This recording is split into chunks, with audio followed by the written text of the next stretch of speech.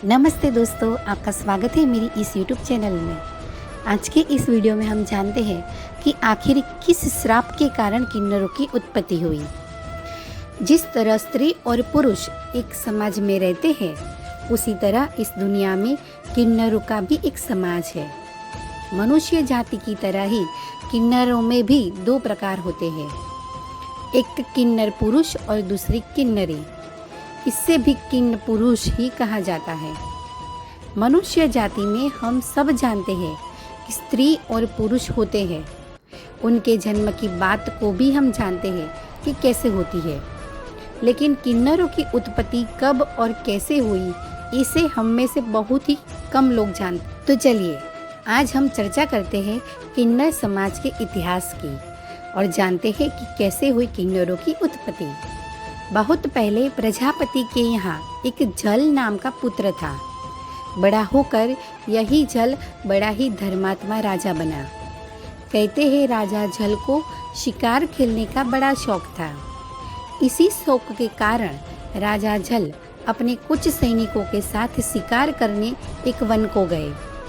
जंगल में राजा ने कई जानवरों का शिकार किया, लेकिन इसके बाद भी उनका मन नहीं भरा। वो और शिकार करना चाहते थे। इसी चाहत में वो जंगल में आगे बढ़ते चले गए और उस पर्वत पर पहुंच गए जहां भगवान शिव माता पार्वती के साथ विहार कर रहे थे। कहते हैं भगवान शिव ने माता पार्वती को खुश करने के लिए खुद को स्त्री बना लिया था। जिस समय भगवान शिव ने स्त्री रूप धारण किया था, उस समय जंगल में जितने जीव जंतु पेड़ पौधे थे, सब स्त्री बन गए। राजा जल भी उसी समय जंगल में मौजूद थे, सो राजा जल भी स्त्री बन गए और उनके साथ आए सारे सैनिक भी स्त्री बन गए। राजा जल अपने आप को स्त्री रूप में देख बहुत दुखी हुए। उन्हें समझ नहीं आ रहा था कि आखिर ऐसा कैसे हो गया, लेकिन जैसे ही उन्हें यह पता चला कि भगवान शिव के कारण वो सब स्त्री बन गए, तब राजा जल और ज़्यादा चिंतित और डर गए। अपने इसी डर के कारण राजा जल भगवान शिव के चरणों में पहुंच गए, जहां उन्होंने भगवान शिव से अपने आप को पुरुष में परिवर्तित करने की अपील की।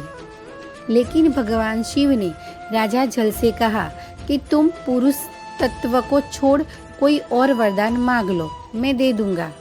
लेकिन जल ने दूसरा वरदान मांगने से मना कर दिया और वहां से चले गए। वहां से जाने के बाद राजा हिल माता पार्वती को प्रसन्न करने में लग गए। राजा जल से माता पार्वती ने प्रसन्न होकर वरदान मांगने को कहा। तब राजा ने अपनी सारी कहानी बताकर अपना पुरुषत्व वापस लौटाने का वरदान माता पार्वती से मांगा। लेकिन माता पार्वती ने राजा से कहा कि तुम जिस पुरुष तत्व का वरदान चाहते हो, उसके आधे हिस्से के दाता तो खुद महादेव है। मैं तो सिर्फ आधा भाग ही दे सकती हूँ, यानी तुम अपना आधा जीवन स्त्री रूप में और आधा जीवन पुरुष के रूप में व्यतीत कर सकते हो। अतः तुम कब स्त्री रूप में और कब पुरुष रूप में रहना चाहते हो, यह सोचकर मुझे बता दो। तब राजा ने काफ़ी सोचकर माता पार्वती से कहा कि हे माँ, मैं 1 महीने स्त्री के रूप में और 1 महीने पुरुष के रूप में रहना चाहता हूँ। इस पर माता पार्वती ने तथास्तु कहते हुए राजा जल से ये भी कहा कि जब तुम पुरुष के रूप में रहोगे तो तुम्हें अपना स्त्री रूप नहीं याद रहेगा, और जब तुम अपने स्त्री रूप में रहोगे तो तुम्हें अपना पुरुष रूप का कुछ याद नहीं रहेगा। इस तरह राजा जल माता पार्वती से 1 महीने पुरुष जल और 1 महीने स्त्री जला के रूप में रहने का वरदान प्राप्त कर लिया, परंतु राजा के सारे सैनिक स्त्री रूप में ही रह गए। कहते हैं वो सारे सैनिक एक दिन स्त्री जला के साथ वन में घूमते घूमते चंद्रमा के पुत्र महात्मा बुद्ध के आश्रम में पहुंच गए। तब चंद्रमा के पुत्र महात्मा बुद्ध ने इन स्त्री रूपी सैनिकों से कहा कि तुम सब किन्न पुरुषी इस पर्वत पर अपना निवास स्थान बना लो। आगे चलकर तुम सब किन्न पुरुष पतियों को प्राप्त करोगे। इसी तरह से हुई किन्नरों की उत्पत्ति। किन्नरों के बारे में सारी जानकारी विस्तृत रूप से वाल्मीकि रामायण के उत्तरकांड में स्पष्ट रूप से लिखा हुआ है। तो दोस्तों, कैसा लगा आपको हमारा ये वीडियो? अगर अच्छा लगा है तो लाइक एंड सब्सक्राइब जरूर कर दीजिए।